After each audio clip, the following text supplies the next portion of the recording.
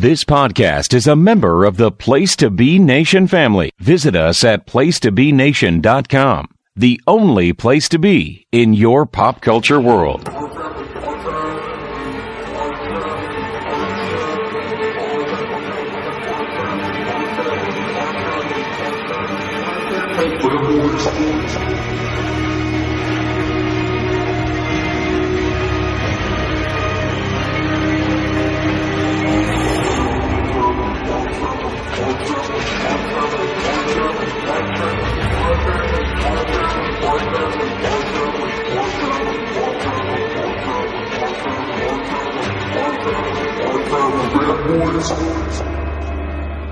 Welcome, ladies and gentlemen, to oh God, this episode of the Hard-Traveling Fanboys.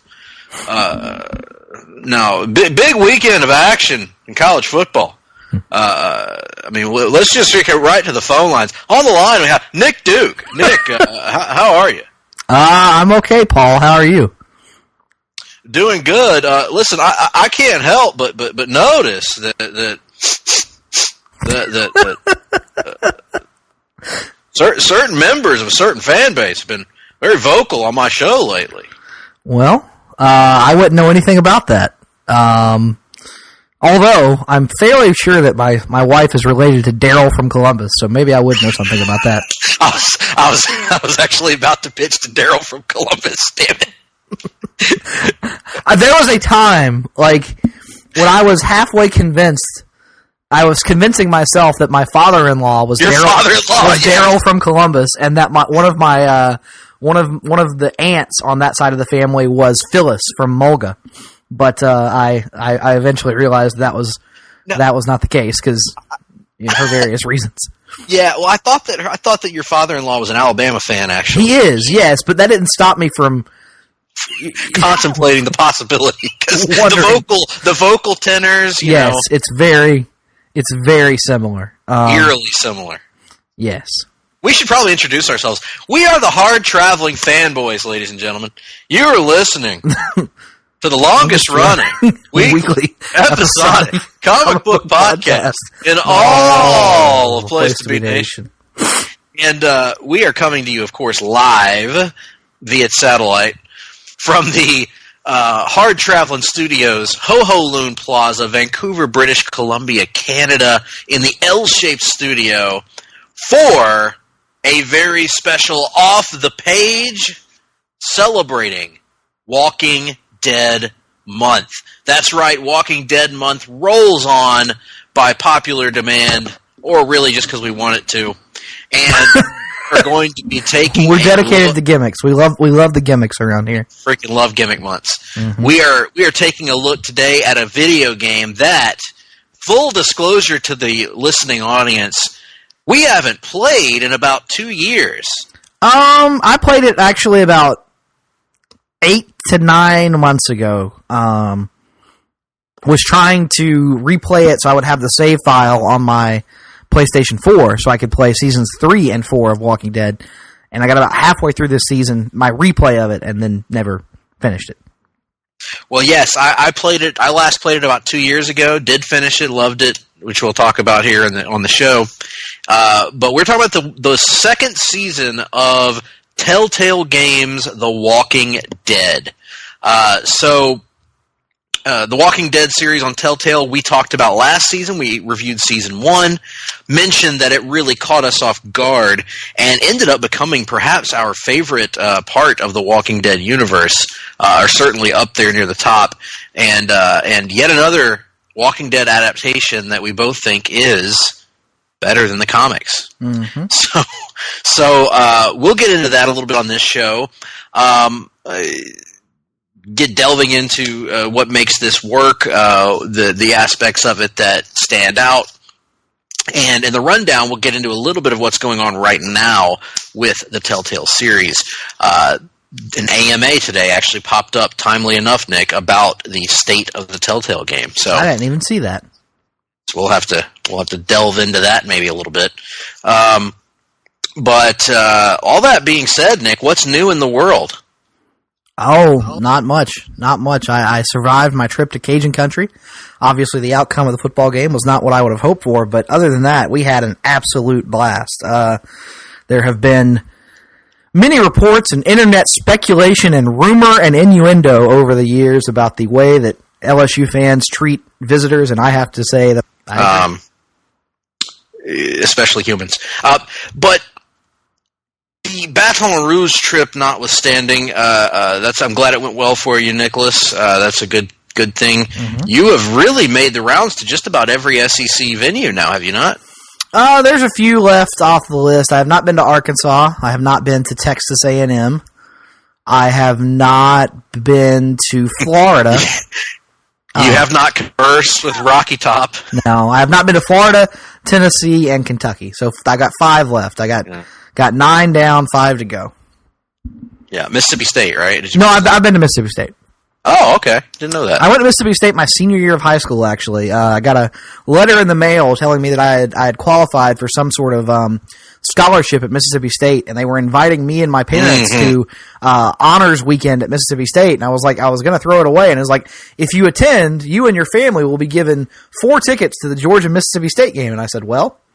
But that was fortuitous, wasn't it? Yeah, it was interesting. So I got a similar offer at Southern Miss, but I got to attend a thrilling Southern Miss UAB game. Oh, that's even better.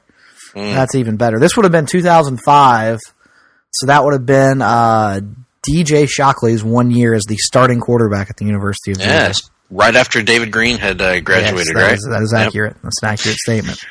Yes. Have you been to Bryant-Denny? I have. I went in 2002 with my dad. The Coach Fran era. Was it? Yeah, that was Fran. You're right. Coach Fran. Yep. And then, of course, they came back so that was back when you would actually play in back-to-back years, which is not the case anymore. Now those trips are separated by several years, and I'm sure that Tim Capel, in particular, right now is just loving this. Really loving this conversation. Yeah. It's just like a famous man once said, you got to keep them separated. Mm-hmm. That man, whoever the guy is that wrote songs for... The Offspring? The Offspring, I think. Yeah. I totally I was about to call him the Outcast. Mm-hmm. Well, that would have been a confluence of worlds, wouldn't it? I don't know if that word means what you think it means, but perhaps, yes. Whatever. I'm no jurisprudence. But all that aside, we need to talk about the Walking Dead Telltale series. Mm-hmm. Telltale series. Look at me. I'm pulling an old-fashioned Nick Duke, Telltale. Mm-hmm. Nick, what are the odds that I'll get you to say Telltale about 45 times during the course of this podcast? Low. Very low. Mm.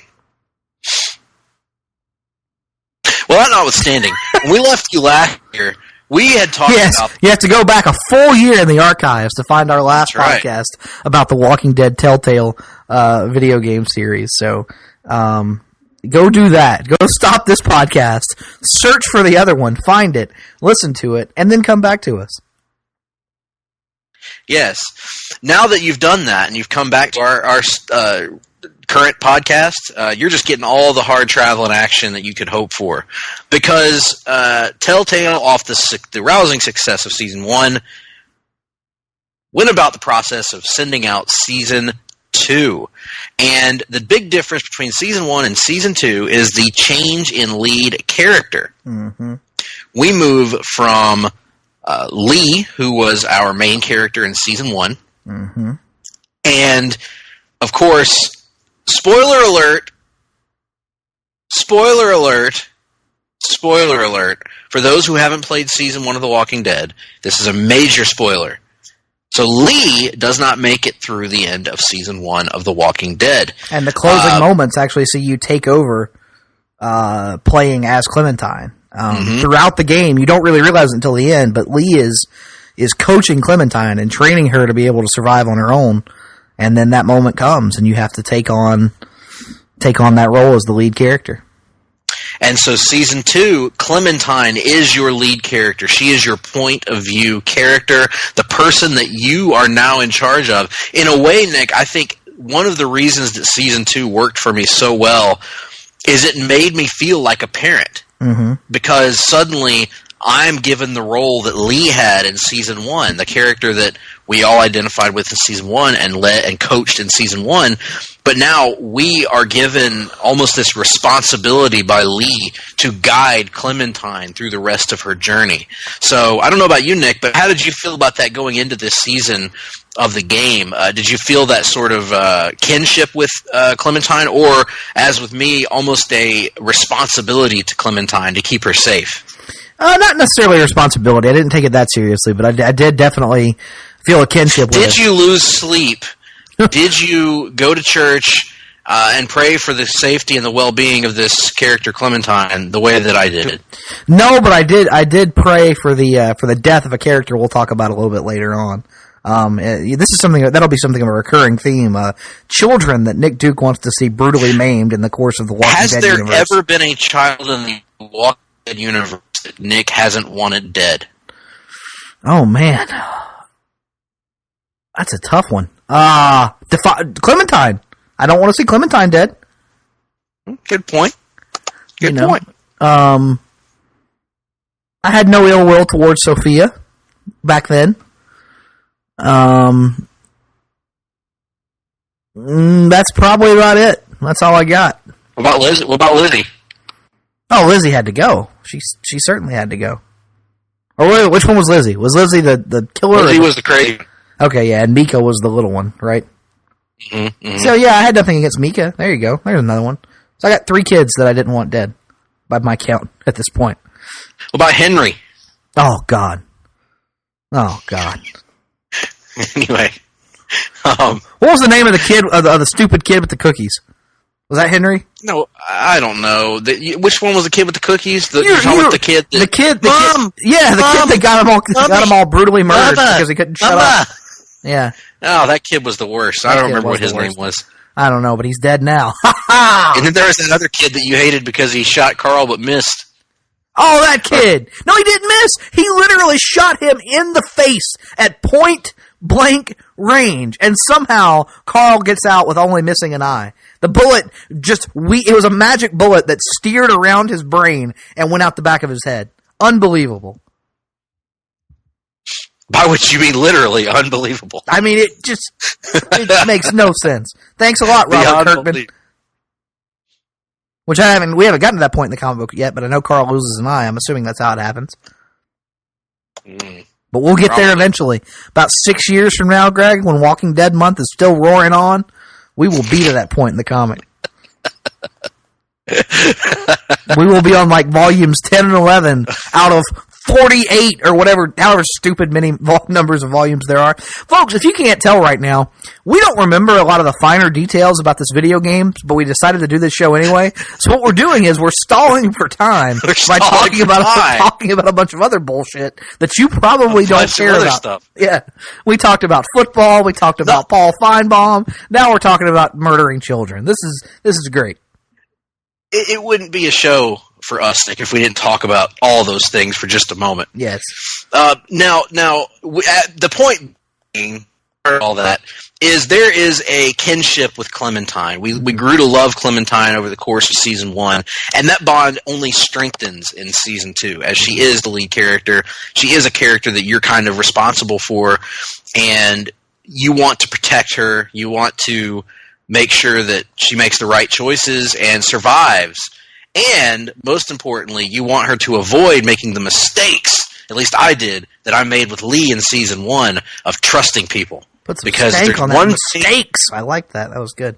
The one thing in the Walking Dead universe that has been consistent until Rick Grimes' idiotic decision at the end of last season, people in the Walking Dead universe. Can't do it. DTA, as Stone Cold Steve Austin might say. Their ass with a stunner. Yep. When they least expect it. Yep. Especially if they're running. But we'll get to that.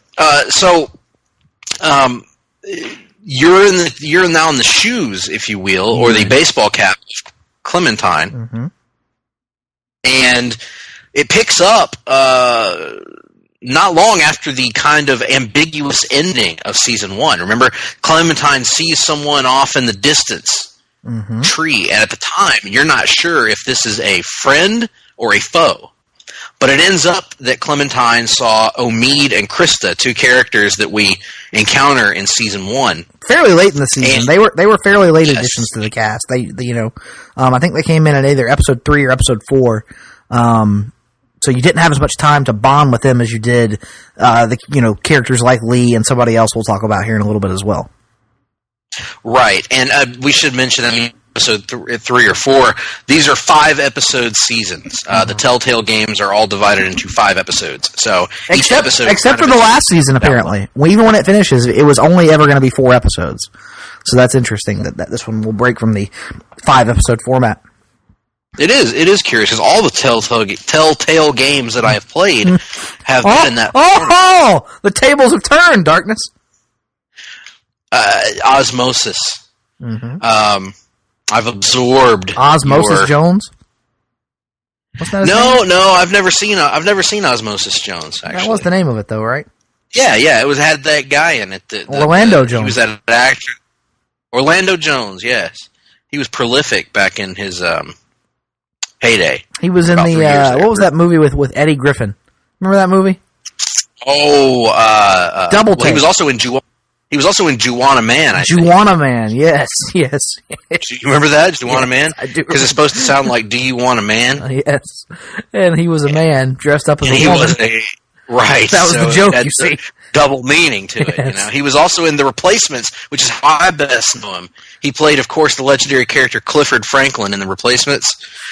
He also played the magazine salesman in Office Space in that one scene. Yes. He was in Evolution, if you remember that movie. Oh, I do remember Evolution. Yeah, David Duchovny and Julianne Moore and Orlando Jones playing... What? Yeah. Yeah. He played Professor Harry Block, yes. Mm-hmm. Now, my question for you is, Nick, I've always heard that evolution is a mystery. Now, I've heard that it's full of change that no one sees. That's interesting. Do you find that... I don't know if this is the right lyric. Never mind. The clock makes a fool of history? Yeah, I do find that. For somebody who proclaims for that to be like your favorite wrestling theme of all time, you would think you might, I don't know the first 3 lines of the song? Listen, I thought the lyric was, God makes a fool of history. So, that shows you how much I know. Maybe it is. I don't know. Song. It is. I can't understand what Lemmy's saying half the time. I just know the song is awesome. Lemmy can't understand what Lemmy is saying half the time. It's about a feeling, man. And again, we're off the rails on this one. Absolutely. Point being, somehow Osmosis Jones. But nonetheless, Osmosis Jones is not in The Walking Dead Season 2.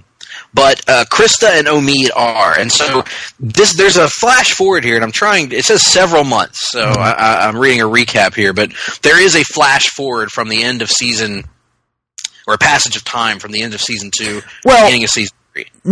Technically, the opening scene of Season 1, or Season 2, takes place shortly after the events of Season 1, because Krista is still pregnant, as we found out she was in Season 1, and then Omid meets a tragic end that Clementine is partially responsible for, and then Krista, obviously this hardens the relationship between Krista and Clementine, and then we flash forward like a year and a half. Krista's no longer pregnant. We don't know what's happened to the baby. Nobody has really said anything about that, but we know that I have not conversed with the baby. But we know something has gone poorly as it relates to her pregnancy, but she and Clementine are still together, and then that kind of kicks off the events as they eventually get separated, and off we go. Yes, they get attacked, and that attack kind of sets the stage for everything that is to come. We never, to my memory, Nick, I don't think we ever see Krista again in this season, do we? And not in this season. I don't know if she pops up in Season 3 or Season 4, but not in Season 2. We have not seen her again. So that's the last you see of her, for now anyway. And then Clementine meets an entire new group of people. And I think this is kind of cool because what it does is it adds Clementine's self-sufficiency, adds to her self-sufficiency. Because Krista and Omid still had that role of like caretakers for Clementine, and this is the first time in her life that she's not really had a caretaker. She has to fend for herself and use a lot of the lessons that Lee taught her to get by. And in the meantime, she does get by and encounters a new group of people that include pretty much our new cast of characters for this season. So these characters include Carlos, a kindly doctor, his daughter Sarah, who suffers from some sort of condition, an anxiety disorder or something like that. As you can tell, Nick does not like her because she is disabled. I see what you're trying to do here. Just kidding. You're trying to paint me into a corner. Well, tell me what you don't like about Sarah. She relies on you for everything, and she is incapable of doing anything herself, to the point where all she succeeds in doing throughout the course of the entire season is getting Clementine in trouble and making things more difficult for you. She is the Walking Dead Telltale version of those annoying, like, oh, what do you call them? You know when you're in a video game, Greg, and you have to, like, just walk alongside someone and make sure they don't die and they don't contribute anything useful to the mission? Yes. That is what she is. Your only role is to protect them? Yes, yeah. That is what she is in this universe, and it is unbearable. So she becomes something of a sort of friend to Clementine, like, because she's the closest to Clementine's age. She becomes an anchor tied to Clementine's ass is what she becomes. The interesting thing about Clementine and Sarah's relationship is Clementine appears to be probably, 3 years younger than her? Probably. Somewhere around there. And yet Clementine is by far the more mature of the two. Like, Clementine is closer to being an adult than Sarah, who at times acts like, a 6 or 7 year old child. And part of that is because she has been, but part of that is because she does have clearly has some sort of condition. The second part is that she has been sheltered severely by her father, Carlos. And this creates an interesting dynamic between Clementine, who technically is a kid, but can't be a kid around Sarah because Sarah is so immature and so so maladjusted to this new post-apocalyptic world.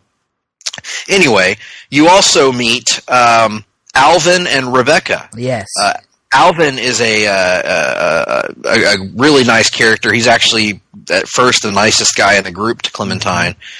He seems to be a good man. His wife Rebecca, not so good. No. She is visibly pregnant, and I guess you can attribute it partially to the fact that she's pregnant and her hormones are going crazy. But Rebecca is a stone cold bitch to Clementine. Would you agree, Nick? I would 100% agree. She's awful. She just, all she does is question Clementine's motives at all times. She's the pregnant female Black Randy Savage, essentially. I never would have thought to make that comparison, Nick, but I suppose there's some things, I'm not saying it's true, but there's some things to it. There's some things about it. Now, normally we wouldn't hate a character for questioning other people's motives.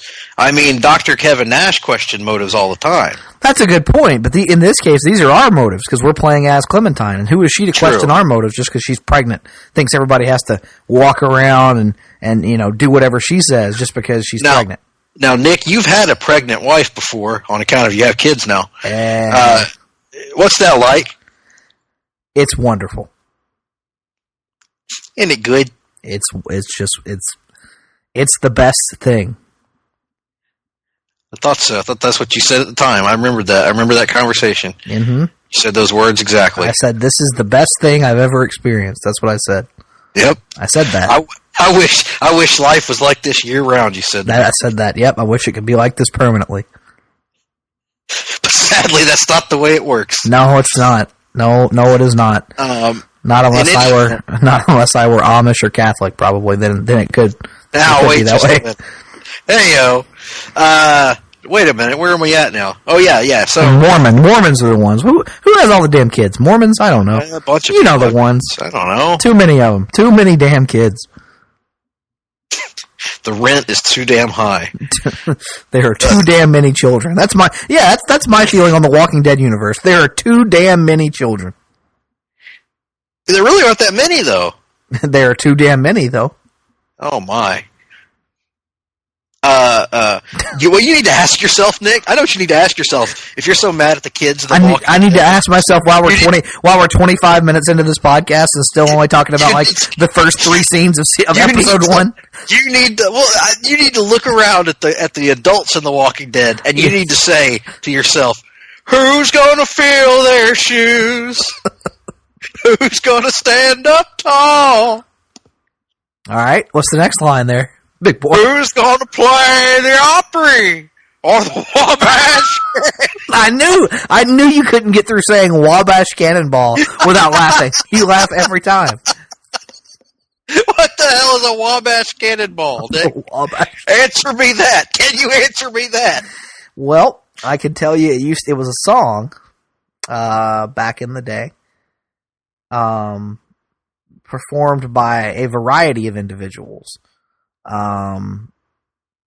But it was a song about a train that was called the Wabash Cannonball because it traveled on the Wabash Railroad. At the same speed at which a cannonball would travel?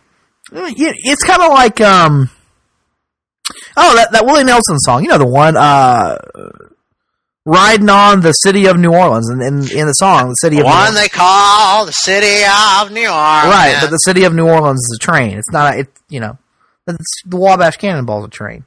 The trains have some stupid-ass names in country music. Apparently, it was written in 1904 and popularized by Roy Acuff. Ah, yes, Roy Acuff. I remember him. Do you actually? I don't know. Is it possible that I remember him? Was he even alive when I was a child? No, but that doesn't stop us. No, I know a lot of people. I've heard of Roy Orbison. Glasses and whatnot. Anyway, so we also meet. God. Who else do we also meet here? Luke. Use the Force, Luke. We meet Luke, and he ends up being a nice man. He's a nice man. He's a handsome young man. I like him. And he's good. He is a handsome young man, Luke, and he takes a liking to Clementine, sort of. So not in that way. The rest of the group doesn't trust Clementine, you see, but Luke and Alvin trust Clementine more than the others.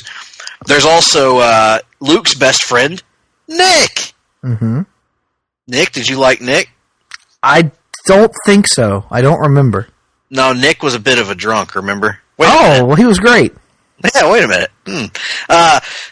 And then, of course, there was Nick's Uncle Pete. And Pete was cool. Pete takes Clementine fishing and really takes Clementine under his wing a little bit because, he's kind of an older gent. And so older people like having kids around, makes them feel younger. So Pete is nice to Clementine as well. They go fishing and whatnot. But unfortunately, Nick is kind of a screw-up. Mm-hmm. So Nick is always trying to encourage the group to leave Clementine behind because she's been bit by a dog, and they're not sure if it was a walker bite or if they can trust her or not. And Nick's always trying to take a shortcut. So at some point, Pete ends up getting bit, and once that happens, unfortunately, you do lose. This is a major spoiler, but you lose Pete, and I don't want to spoil a bunch of crap about this game for people that might want to play it, because it is a great game, but the personality conflicts here are such that Nick is kind of the person, for me anyway, of this initial group that you meet, that I was adamantly already anti-Nick when this started, as in the character Nick, not Nick Duke, but Nick and I'm looking here at the characters that I didn't like. I didn't like Rebecca. Oh gosh, no, Rebecca and Nick were the two worst. I didn't mind Carlos. Sarah was awful. I can understand that. I was about to say you defended Duck last year the entire time, but I won't. You will not defend. You will not defend Sarah this time. I know. I was sympathetic towards Sarah. You were sympathetic while also wishing she would go tie her dead weight to somebody else. I was hoping that her and Carlos would leave the group. And then, of course, there was Pete, who I liked, and then Luke. What did you think about Luke, Nick? Luke was good. He's just generic nice guy. There's not really much that stands out about his personality. Good way of putting it. He's just he's the Clark Kent of the group, essentially. Yes, that's a good way of putting it. And anyway, they end up running afoul of. Now they make the biggest mistake that you can make in the Walking Dead universe, which I intentionally foreshadowed this earlier, Nick. The biggest mistake you can make in the Walking Dead universe is you trust somebody. Mm-hmm. And these dumbasses. That's right, I said it. These dumbasses end up trusting Bonnie. But I'll get to that in a minute. Because first, they end up having to leave their cabin after Clementine encounters the lead villain of this piece, which I actually wanted to delay talking about, because I feel like we'll probably have the most to say about this guy, Nick. Mm-hmm. They end up crossing this. You end up going across this river. You encounter more characters. There's a lot of great drama here that I don't want to spoil. But do we want to reveal the character from season 1 that you revisit? Sure. So you eventually find out that Kenny somehow survived his incident from the end of season 1, but and in the meantime he's met a woman and settled down. Her name is Sarita. And but it's clear that Kenny has been greatly changed and affected by everything that happened in season 1, losing his family, almost being devoured by walkers, depending on your choices, leading to the death of Ben, another shit child character in The Walking Dead. So it's clear that Kenny something's off about him. Even Sarita mentions that Kenny has moments where he zones out or just loses his mind. But nonetheless, it's a very heartwarming moment for Clementine to be reunited with Kenny, because this is the first person that she's come across that she's recognized since her separation from Krista and Omid. And Kenny is somebody who was very much a part of her life, almost from the very beginning of her encounters with Lee. Mm-hmm. I think you meet Kenny in, is it not the first episode of season 1? Yeah, you meet him at the farm when you make it to Herschel's farm in season 1, episode 1. That's right. And indeed you do talk to your boy. Mm-hmm. So they're all reunited, and it feels so good. There's a new character named Walter. Walter, Nick. Sensing a pattern here, Nick? I'm not. I sense no pattern. Wonder if his middle name was Don. Those are two separate characters. Anyway, Walter it has a very, again, I don't want to spoil any of this because I love the morality twist in all these games, and this is one of the really great ones involving Walter and what you have to do as Clementine. But eventually, a character named Bonnie comes around who we encountered in the 400 Days DLC that came out after the first season of The Walking Dead. And in that, Bonnie was one of our protagonists, right? We took control of Bonnie and probably had one of the better of those stories in 400 Days. But now she's come to the group and she's begging for supplies. She says that she needs supplies, she needs help from the group, and there's a lot of skepticism regarding Bonnie. Pretty much everybody seems to be skeptical, but Walter gives her supplies, sends her back. This ends up putting them in the crossfire of what it really was a scouting venture that Bonnie was doing for her attacking group, led by the evil man known as William Carver. And he is voiced, of course, by Michael Madsen, who people know from... Oh, yeah, he was. I didn't even know. Now that you say it, I hear it, but it was something I didn't pick up on the first time. People may recognize him from Quentin Tarantino movies. He's been in all kinds of stuff. Yeah. Famed actor. And Carver really transforms this season of The Walking Dead. Because up to this point, it's been good, but this is the point when it becomes great. Yes. This season.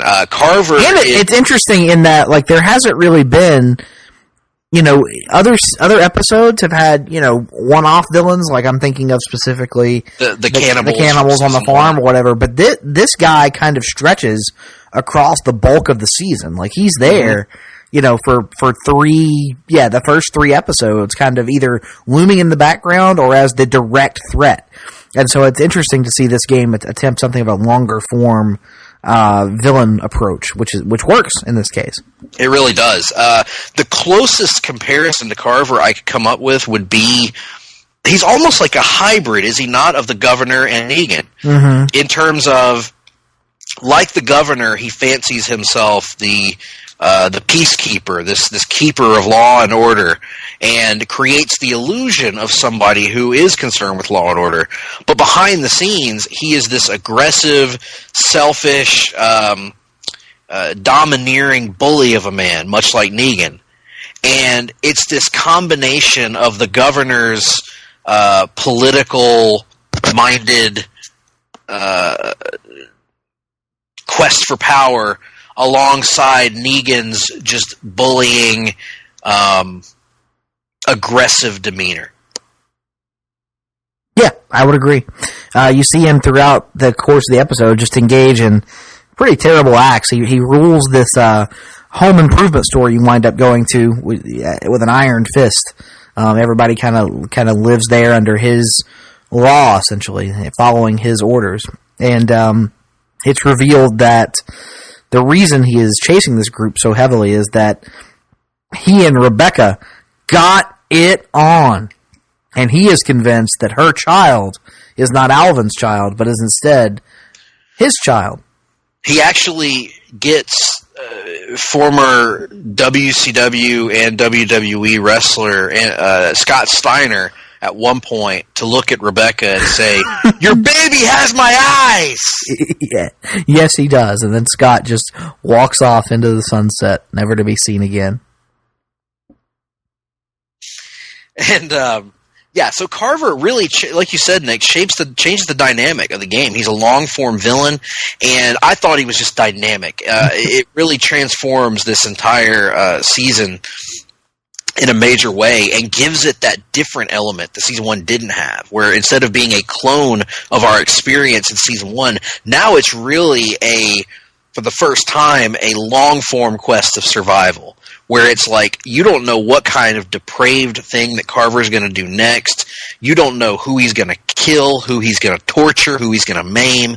And you really, over the course of 3, you really, as a gamer, grow to hate this guy. As great a villain as he is, I think that's what makes him a great villain, is that, like, by the second episode, I was ready to kill this guy. Like, he is such an unrepentantly evil character that you really want him to die, and they need to deliver a satisfying conclusion to this, and I'm not going to spoil it, but they deliver a very satisfying conclusion to this, Nick. Yes, I would wholeheartedly agree, and I would argue that it's a conclusion that perhaps the television show should have taken some inspiration from last season. Yes. A conclusion that would make Mr. Tarkanian proud. Yes. Speaking of Mr. Tarkanian, Nick, I had to deal today on the phone with the editorial director of the former editorial director of digital media at Marvel.com, Ben Morris? No, another editorial director of one of the top 5 in-flight magazines in the country. In the world. But nonetheless, so the Carver saga, I just cannot stress enough how great it is. And then right when you think there's no way they can follow the Carver saga, it becomes this frantic, almost hopeless fight for survival amongst your group that you're a part of with Clementine. And you also encounter a few more characters along the way, a character named Jane, who is kind of this lone wolf character that just happens to come across your group and join it for a little while. There's a character, what's his name? The other guy. Let me see if I can find his name. I'm drawing a blank here. Mike. You encounter Mike at Carver's place, and he joins your group. So you pick up a few other people, but there's an increasing feeling of desperation as this game develops, that you're out of supplies, you're out of food, you've got a baby on the way, by the way. Rebecca's about to give birth to a baby, so you have to keep that in mind. You've got scavengers that are after the same stuff that you're after. It is really does one of the better jobs of a game that I've played of making me feel feel how desperate the characters are, if that makes sense. Yeah, that's a good point. Nothing comes easily. Obviously that over the course of the season you're probably going to topple whatever obstacles are put in front of you. But like you said, everything is a struggle, and everything is something you have to claw for. So, good point. Good observation on your part. Everything is evil. Mm-hmm. So all of this kind of culminate, or almost culminates. We're not quite to the culmination yet, but we get to the sort of semi-final act here, where you encounter that revolves around a Russian teenager named Arvo. That's right, Arvo. And Arvo appears to be a member of an opposing group, but one that seems to be kind of sniveling, kind of meek, and so Clementine and a few other characters take pity on Arvo and allow him to accompany them and help, quote, lead them to safety. Well, along the way, Arvo does some things and says some things that are just well, Nick, there's no other way to put it, but they're asshole-ish in nature. Now, like what? I don't want to say. I don't want to ruin the gaming experience for people that haven't played it yet. For God's sake! I'm telling you, your problem is you, sir, have an anti-Russia agenda that is shining through in what you're saying here. Well, Nick, do you have a pro-Russia agenda? No, I don't have a pro-Russia agenda. I'm just saying. What are your thoughts on Vladimir Putin? Let's keep an open mind. If we can have a good relationship with him, why wouldn't we want to have a good relationship with him? So we can make deals, the best deals. Now, what if he's not living up to his end of said deals? Well, we'll just make him. Oh, okay. Well, that sounds good. I don't see a problem with that. Arvo is a piece of garbage, though. Oh. There have been great Russians before. I was a big fan of Ivan Drago, a legendary Russian boxer. I was a big fan of, well, no, I wasn't. That would be a blatant lie if I said that I was a fan of Nikolai Volkov or Boris Zumov, rather. But, no, Zukov, yeah. Nikita Koloff, the Russian Nightmare. I mean, come on. Ivan Koloff, the Russian Bear. Mm-hmm. But Arvo is not nearly the man those two are. He's not a man at all. He's a cowardly person who deserves to be eaten by walkers. My goodness, strong words here on poor Arvo. Captain Insano. Your issue with Arvo is that late in the game, a certain character develops a dislike for him, and your blind loyalty to certain characters in this game is puzzling and, quite frankly, ill-sighted. Nope. Because certain characters just call it like it is. Certain characters are clearly going through mental collapse over the course of the season. I would argue that almost every character on this game is going through a slow... You were the one just going on a minute ago about how, I felt this responsibility to really take care of Clementine. Yeah, send her off with old mental patient over there. Oh, no. Clementine, if it came down to it, Clementine could take care of Kenny if she had to. But here's the thing. Certain individuals, sorry. So, but here's the thing with certain individuals.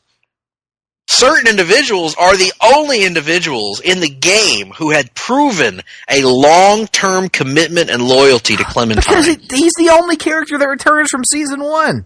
No, but not just that. The other characters don't make their decisions with Clementine in mind. They're all about themselves. Rebecca cares about her and hers.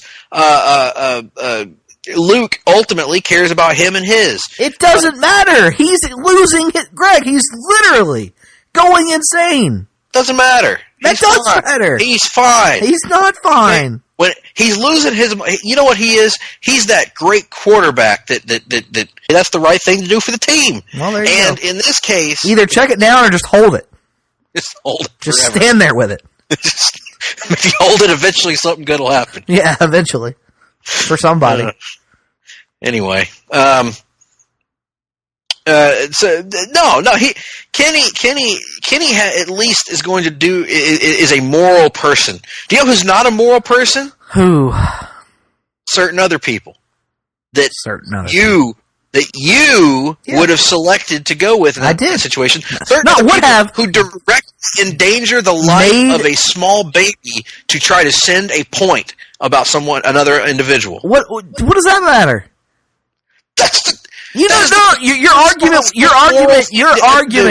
argument was just, he's the only one that cares about Clementine. So are we worried about caring about Clementine, or are we worried about caring about everybody else? What is your argument here, Greg? I don't think these two things are mutually exclusive.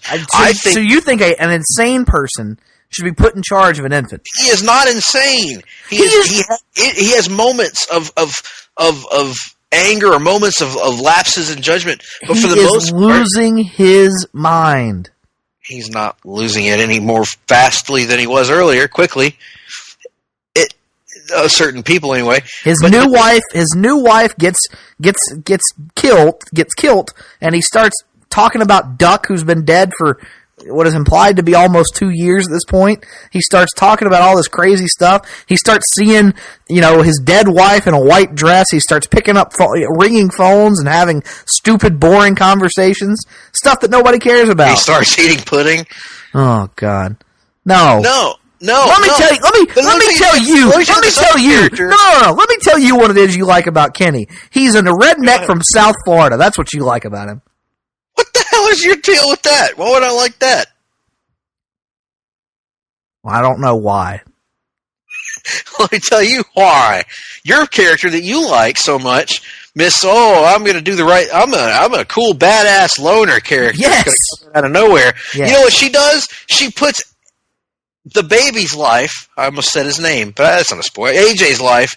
She puts AJ's life as a baby in danger, locking him in a car with walkers around him, to pretend that he's been taken, to send a message to Clementine about Kenny losing his mind. But even though Kenny only loses his mind here because he assumes, as anyone would, that this other person murdered a baby. Who loses his mind, Greg? A certain person. Fucking Kenny. Who loses his mind because he thinks rightly that this other person murdered a baby. And I would argue that Kenny's reaction is tame for what you should do to someone who murders a baby. I would disagree. He's been slowly, steadily going insane for the course of the game, essentially, or the season. And you got to get away from him. He's just, you don't need that crazy in your life. Well, sir, while I disagree with your opinion, I defend to the death your right to have it. Mm-hmm. And I think that what we've just done here is... And by the way, may I remind you that if you make the choice to do what needs to be done, he will tell you himself you did the right thing. Because he's a good person. That's what a good person would say in that situation. Now, if you go my route and you really do the right thing, and you side with the person that's been there the whole time for you, then you get to have an even more emotional ending. Because the ending of this season, I'll be honest with you, because of the path that I chose, wrecked me even more than the ending of season 1 did. It was, from an acting standpoint, from a video game directing standpoint, it was a masterpiece of a scene. And they were crying. I'll admit I was becoming emotional watching it. it moved me emotionally, Nick, in the way that yesterday's lunch from Taco Bell moved my innards in a way that was unnatural. Mm. Well, I mean, there are several different endings, though, so I don't know which one you got. Well, I don't want to. I made Satan choices. I went in a yes, but even that direction, there offers a branching. There's several different endings. I made the branching decision that results in certain characters not staying with certain characters beyond said ending, and it was a heart-wrenching decision to make, and a truly. And that's what I love about this season, even above Season 1, is there are more choices here. This is a more divergent ending than any way you can go about Season 1. And the choices you make in this game make a real difference in how it ends. And I was not prepared for the level of difference. When I went back and replayed it and went to go with the other person, I was not prepared for the level of difference between the two endings, because they're very different. Apparently there's even a third ending. Yes, which I don't even know that I ever went back and looked at that one. Mm-mm. But I know I've read that it exists where both of the other people aren't involved. And as a matter of fact, even according to the statistics on the Walking Dead wiki, that is actually the most commonly chosen ending by players. Oh, wow. At 25.7%. I just figure that there's strength in numbers. So I would want Clementine to be with someone else, but it's such a great game, though. I mean, that's ultimately what it comes down to, is the game makes you care about these characters, in particular Clementine, care about the decisions that you make, because a lot of times these Telltale games have been criticized in the past for the illusion of choice, and I get that. But I think Season 2 of The Walking Dead is one of the best jobs they've ever done at actual ramifications of your decisions. Yeah, I mean, it's not going to wow you from a gameplay standpoint, I don't think. I don't think it's going to bring anything in terms of action mechanics or camera movement that's just going to wow you. But it's a game that's based around story and plot and choice, and feeling like your choices have a tangible effect on the story. So if that's what you're into, if you want to look for something like that, there's probably no better example of a narrative branching story than these Telltale Walking Dead games.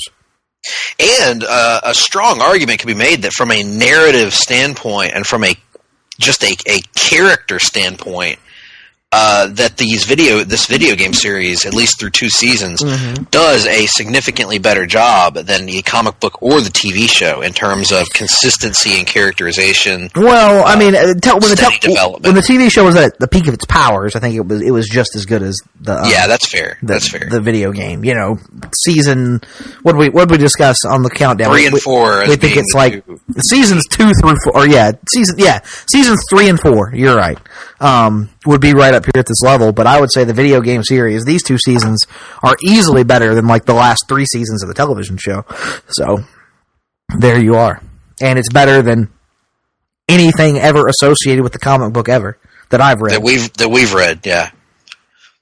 Well, very very good discussion here, Nick, and by very good I mean all over the place, and only tangentially related to the actual topic we decided to discuss. But right. Cliff's Notes version, this game's really good.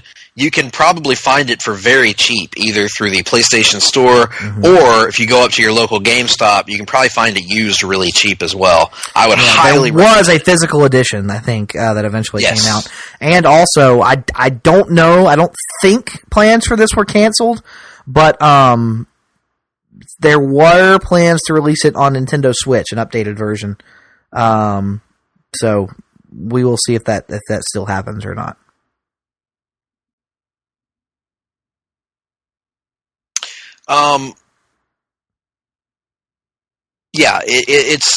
Go get a copy of it. You won't regret it, I don't think, anyway. Like I said, it's not a game that you're going to love for the gameplay, although it is a little bit cleaned up from Season 2 from Season 1. They fixed a little bit of the quick time events. It plays a little bit more smoothly. But this isn't a game that you're getting if you want action. This is a game you're getting because of the characters and the story.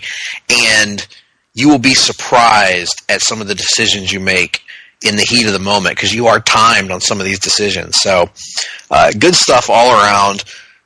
We want to talk to you about it. So if you have played the game, let us know what you thought about it. If you haven't, if you want to ask us questions about it, if you want to play it now and let us know what you think as you play through it, let us know.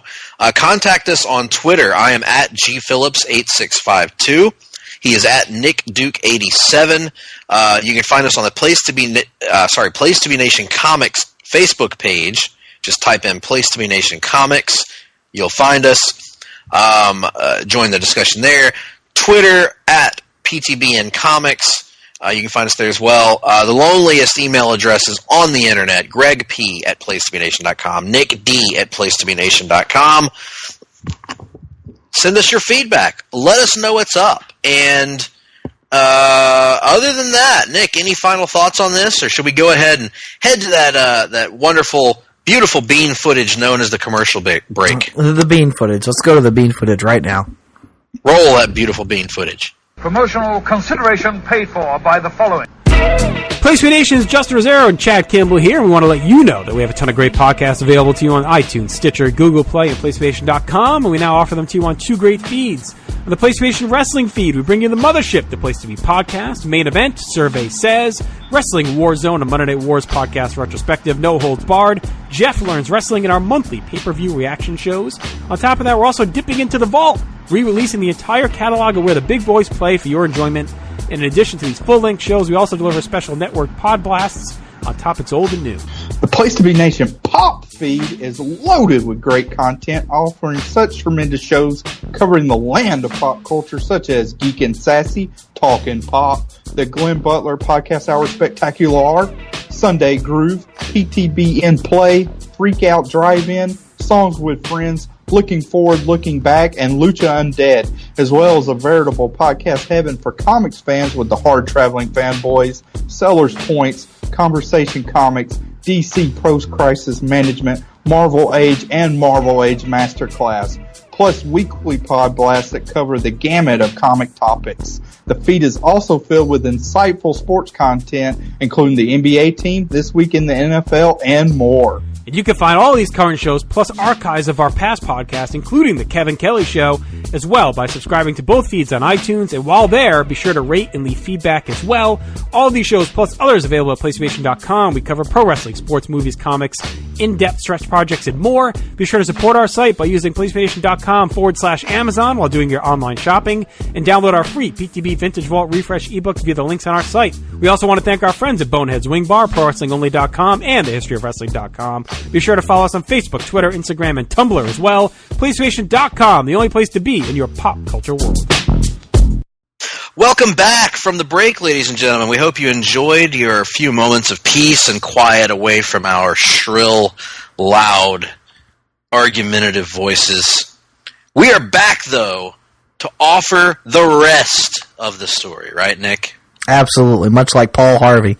But unlike Paul Harvey, there will be no life lesson, no valuable moral lesson here. We have nothing to offer as it relates to morality. No, you just don't understand, Paul. You don't understand what it is that you do for us. When y'all come out here and you argue about comics like this, you're performing a service for the audience, Paul. I mean, Paul, this is like for us, Paul, this is therapy. This kind of, Paul, this takes us away, Paul, from the world around us, Paul. Well, listen, thank you for saying so. Next caller. Feinbaum callers, kind of like the southern prayers, where it's like, if you say God enough times in the prayer, he'll hear you extra loud. Lord, we just want to thank you, Lord, and we just want to praise you, Lord. I just want to, like, the editor, the writer in me just wants to, like, edit the sentence. Like, he got it the first time, It takes me out of the situation is what I'm saying. When I'm saying grace, and, it's like Anyway, this is getting into the weeds a little bit. But let's get into the portion of the show where Nick yawns, also known as every single episode. Also known as anytime Greg speaks. Exactly. But what I am going to speak about right now is our weekly look at the news and notes in the world of comics. Nicholas, what's our name for this little segment? It's,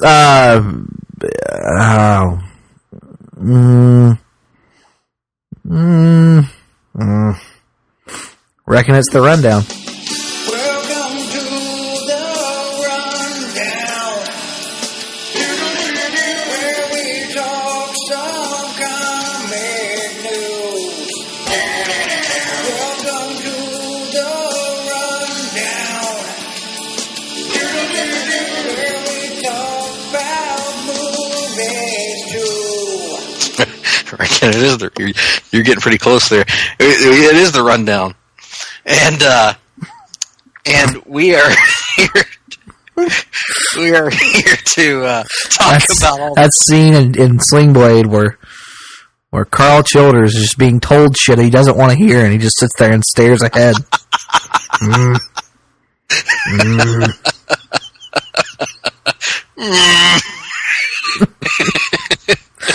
Damn right. That Mr. Bill Cox say. So we have to start off the rundown, Nick, by acknowledging that we had an inaccurate prediction recently. We did. We were dogging Venom in the weeks leading up to its release, in the months leading up to its release. Even up until the critical reviews of it came out. Yeah, and the critical reviews were not strong. They were not strong. But that being said, it has found an audience. Won the box office 2 weeks in a row, set an October box office record for a debut weekend. Venom to this point has been something of a, it's not doing summer dollars. It's not doing Marvel movie, MCU dollars, but it's doing big business, and it's enough to I think, make Sony feel comfortable moving forward with their Spider-Man associated universe that does not have Spider-Man in it. Right. Apparently, the success of Venom has only spurred on their cravenous plan to expand this universe of Spider characters. Their what plan? Craven.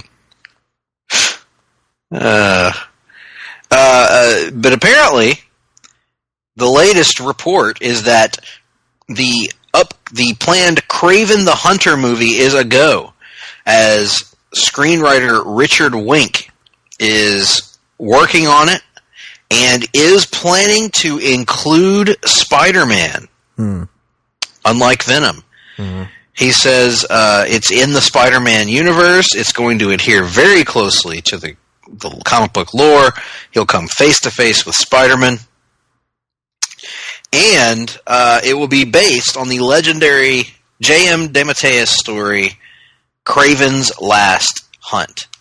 A story that I've actually never read, but have heard is many people's favorite Spider-Man story of all time. Nick, what do you make of this story?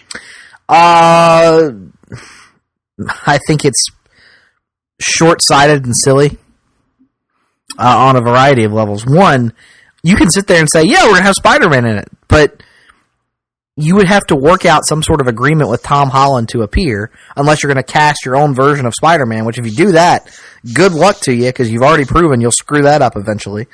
And Warner Brothers has taught us that there's no way that audiences can accept multiple versions of the same character on film. So. Right, that's exactly right.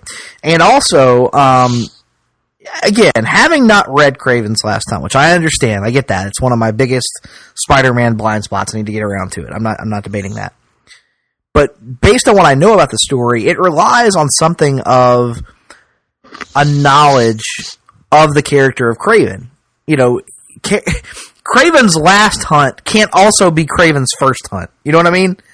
And so, if you're coming out of the gates doing Kraven's Last Hunt as the first movie ever to feature Kraven in it, don't you think it will lose something in the translation?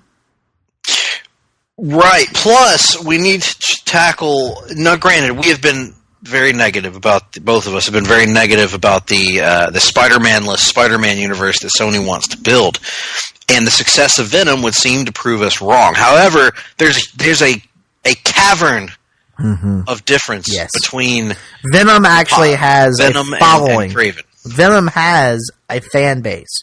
Venom has a bit of name recognition and brand value that characters like Kraven, Silver Sable, Black Cat, Morbius the Living Vampire, not saying they're not good characters, but people don't know those characters. But they're not household names. Right. People don't know those characters. People aren't going to come out to see those movies based on the name alone, the way there was at least a portion of the audience that was willing to do that with Venom. Venom was one of the most popular comic book characters at a time when comic books as a medium were much more popular than they are today as a single issue monthly storytelling medium. Kraven, not so much. I mean, you didn't see Kraven Lethal Protector in the early 90s. You didn't see a video He's game. a lethal protector, but he doesn't have to be violent. He doesn't have to be violent. They're two different things, two different businesses. You didn't see Kraven in video games in the early 90s as like his own playable character carrying the game. Venom is a character that carries a certain cultural cache with him that these other side characters don't necessarily. Now, granted, if this movie does prove to be especially popular long-term with audiences, perhaps there is a way to capitalize on that and use, hey, if you liked Venom, you'll love Kraven the Hunter or Silver Sable International or whatever you end up doing. Or my personal choice, Silver Sunny International. But to your point, Nick, it's going to be a tough sell, I think, in some ways. But of course, I thought this movie would be a tough sell. But I would argue that in the case of Kraven, and also if Spider-Man's in the movie, and if Kraven is antagonistic to Spider-Man, are we supposed to be rooting against Spider-Man in the movie? I don't know. That's why this whole thing is just a weird series of ideas. Venom, there's at least some precedence for something of an anti-hero type take. The same thing with Morbius the Living Vampire to a lesser extent. And with Black Cat. But Silver Sable and Kraven, they're villains. That is what they are. You can't... Well, Silver Sable's a mercenary. That's true, I guess. But I mean, you know what I mean. What was the other one? They rumored for a while they were going to do. Before Marvel decided to use him, wasn't there rumor about a Mysterio movie? Something. I mean, stuff like that. Yeah. Just doesn't make any sense to me. I think they need to do a Shocker movie. Oh, that would be awesome.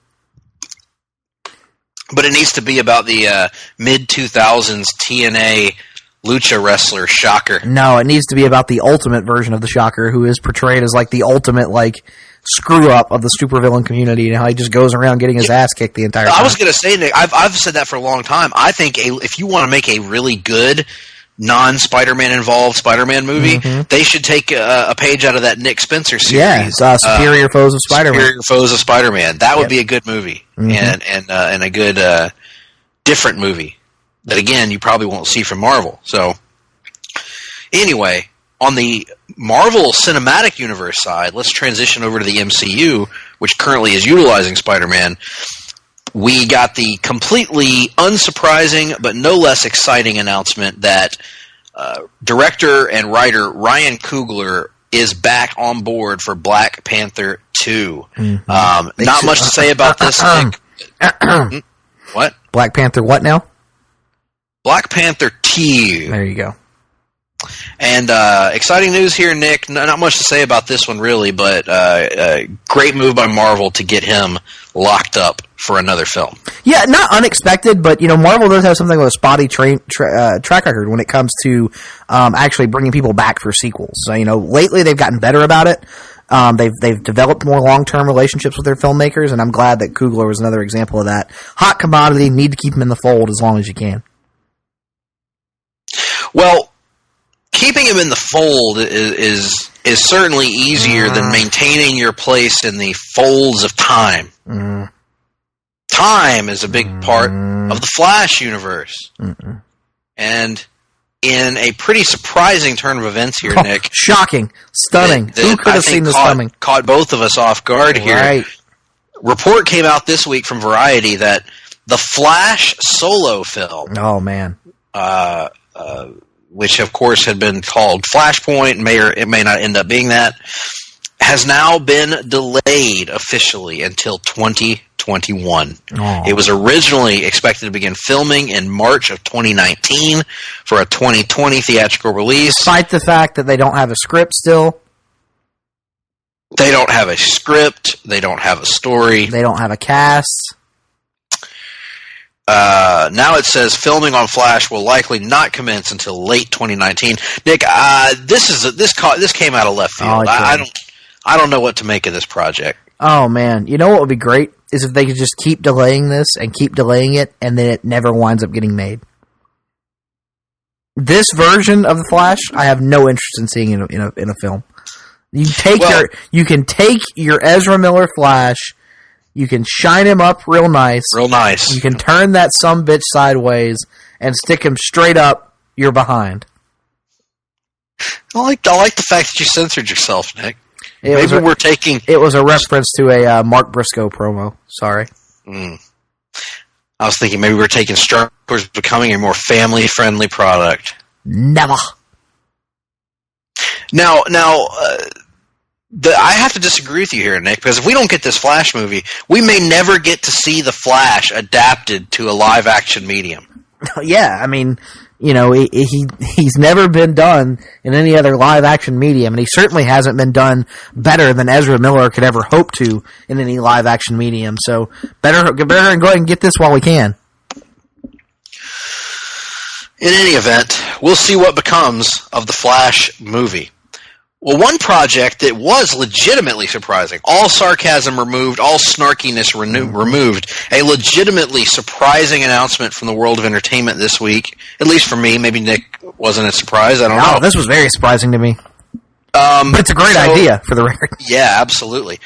So one of my favorite under-the-radar DC concepts of the last, 15 years, from around the time of Infinite Crisis, is Secret Six, which was a largely Gail Simone-driven project. It had an ongoing title. There were several mini-series related to it. There was a brief revival a couple years ago. Secret Six is kind of like, well, I would describe it as a more interesting version of the Suicide Squad. Right. And it is a version of the Suicide Squad that, to me, has perhaps more ongoing legs because they are not tied to the concept of having the explosives. They're supervillains who have somewhat of a moral code and a shared purpose in this case. And yet they're still unrepentantly villainous. Anyway, the news announcement from Variety again is that CBS is actively working on production of a Secret Six live-action TV show. According to the magazine, it's about, quote, 6 morally ambiguous strangers, each with their own unique specialties and secret pasts, brought together by an enigmatic figure who blackmails them into working as a team to expose the corruption of the corporate and political elite. So it is a very similar concept to the Suicide Squad, but the way that Gail Simone wrote these characters and the humor with which she imbued this series really defined it for me. No timeline on this, obviously, but it looks like it's going to be at CBS. And I am stoked for this, Nick. I know you haven't read as much of Secret Six as I have, but I know you've liked what you've read. Yeah, absolutely. And I'm still pretty excited about it based on what I have read. My only concern about it is that it's going to be at CBS. And we know the last time they had something at CBS, it only lasted a season before being moved over to the CW. Wouldn't surprise me at all if that wound up being the same fate here, And it might not be a bad idea if this doesn't just go straight to CW and start off there. I know they have talked about not wanting to have more comic book programming at the moment, but I say screw that. It's without question your highest rated, most well-regarded content on your network. Lean into that, take advantage of it. But then again, we have to remember the one area that being on CBS really helped Supergirl, that special effects budget was awesome, much better than what they have on CW now. And for Secret Six, especially, I'm thinking of one of my personal favorite characters. They used Ragman. I'm hoping they can Ragdoll. They can use that special effects budget to do some pretty cool stuff. Oh man, yeah. He for those who haven't read the series, Ragdoll is my favorite of the team as well. He's awesome. He's so funny and just so depraved and off the wall. It's great, a great character. Mm-hmm. So really excited about that. Well, you mentioned that Supergirl got moved from CBS to the CW, so let's move over to the CW Arrowverse. Mm-hmm. And we got a pretty awesome, actually, poster released for the upcoming crossover event later this year titled Elseworlds. Of course, we mentioned on a recent episode that Elseworlds has value to longtime DC fans because that was the imprint under which DC would print its sort of what-if stories, its alternate universe stories about its characters. Well, this poster kind of sets the tone for what we might be seeing here as we get Oliver Queen in the Flash costume and Barry Allen in the Green Arrow costume. The traditional hood. Really cool poster here. Check it out online. Stephen Amell tweeted it out. You can find it at any number of sources online. But a really cool poster to set the stage for what should be another fun and wacky crossover. Yeah, absolutely. This just gives you another look at how this crossover is going, leaning into the full absurdity at times of the alternate universe storytelling that DC is capable of. So this should be a lot of fun. Looking forward to it immensely. And finally this week, folks, with all the good news around us in the world of comics, there has to come some even better news. Tragedy as well. And I come to you this week, folks, with gloom and doom news. I have it. No, it's ding dong, the witch is dead. Netflix, yes, for the first time has canceled a Marvel series. Yes, Netflix, and it's the one that deserved to die. Damn it, has canceled Iron Fist. Yes, and in its place it will now be airing Karen Page. Oh God. Ugh.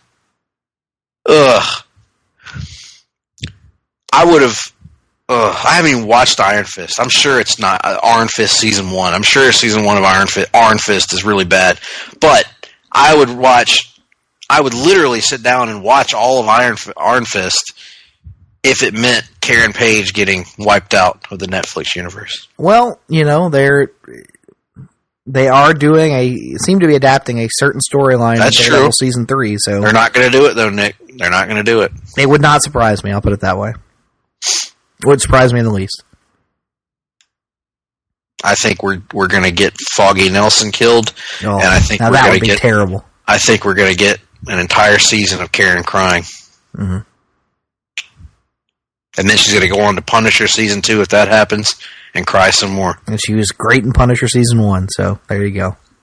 Haven't seen it yet. I'll have to get to it whenever I get done with this bullshit show you want me to watch before I get to Punisher. Are you actually going to watch it, ever? No, I don't want to watch Iron Fist. I have heard Season 2 from some people. I've heard mixed reactions to Season 2. Yeah, some people have told me that Season 2 is much better than Season 1 of Iron Fist. What have other people told you? Other people have said it's just as bad. Oh, wow. Goodness, I can't fathom that. There's no way. It can't be that bad. I agree. It has to be somewhat better. Well, and I haven't even seen Season 1. Yeah, you got to see some of it to really make your assessment. Then I got to sit through boring, stretched out Defenders as well. Defenders was fine. It was just fine. That's my ringing endorsement of it. Well, that's the end of the rundown. But Punisher is awesome. That's the one I want to see more than any of the other Netflix shows right now. Well, that and Jessica Jones too. Oh, and Jessica Jones season 2 was awesome as well, of course. But yes, that's all we got for the rundown this week. Unless you have any surprise. Oh, we did promise earlier that we'd talk about that AMA. There was an AMA. Ask me. Yeah, I didn't even see this, so you'll have to tell me about this.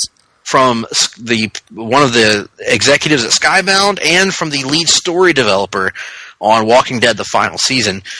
Among the items discussed is that there's currently no timetable for when they're going to be getting these out, these remaining episodes out, or when they're going to put it back on sale, the first 2 episodes.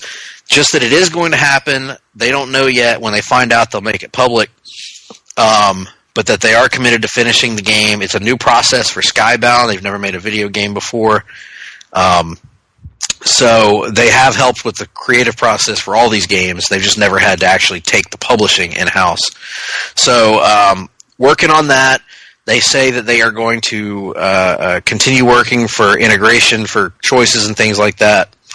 There are a lot of complexities to it, but that it's coming. It's going to happen. From a story standpoint, they're really keeping tight-lipped about things. But the question was asked, will we ever see Clementine in the comics? And they said highly unlikely, but never say never. They also said that that they opened the door to possible future content, because it was said, the developer said, what kind of content would you guys like? And there were a couple of cool suggestions in there. Somebody said a DLC about Kenny between seasons 1 and 2. What happened in that missing time? Which I think is an interesting story to tell. So there could be more Telltale content. We got to keep our fingers crossed on that. Yep. Awesome. Good to hear. And that's it. And now, Nick, the rest of the story. Mm-hmm. Which for the Hard-Traveling Fanboys means it's time for a segment that occurs every week right here on the show, where we bring out a man in a bear costume who will pretend to masturbate. And this week, he will pretend to masturbate in front of the Venom symbiote.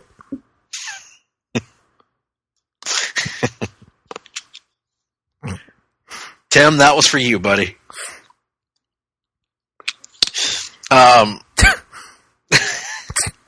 Venom Forkers of Twitter, unite. Venom Forkers. Oh. Anyhow, what is this segment? Oh, yeah, it's the one where we talk about what we've been reading, watching, and other stuff. And it's a segment we like to call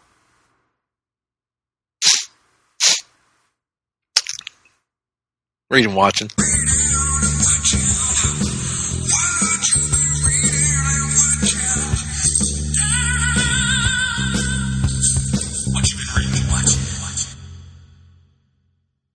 Nick, what you been reading?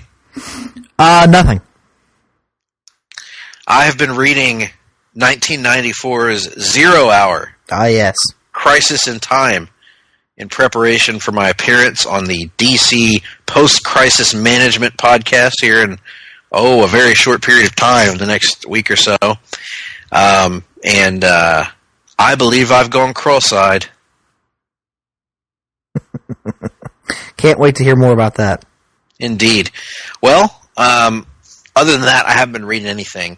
But, guess what, Nick? What's that? Our stories are back. Our stories are back, yes.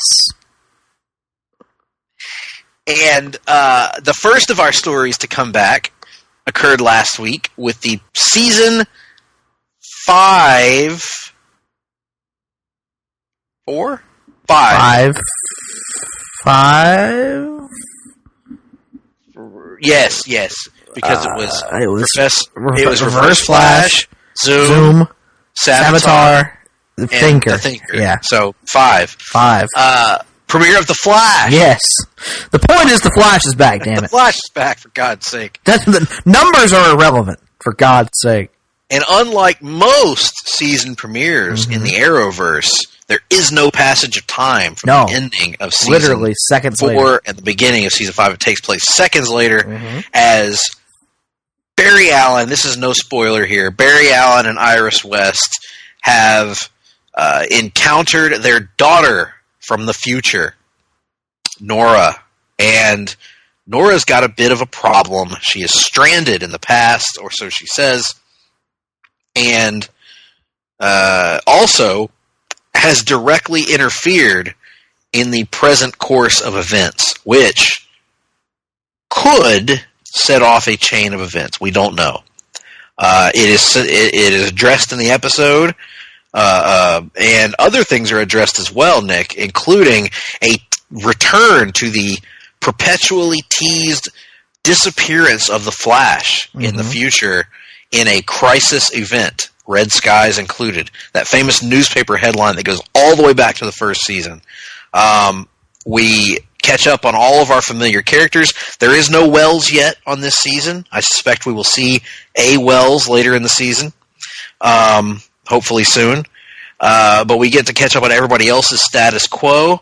We also, everybody knew that Keenan Lonsdale was leaving the show as Wally West, so we get to kind of write him off.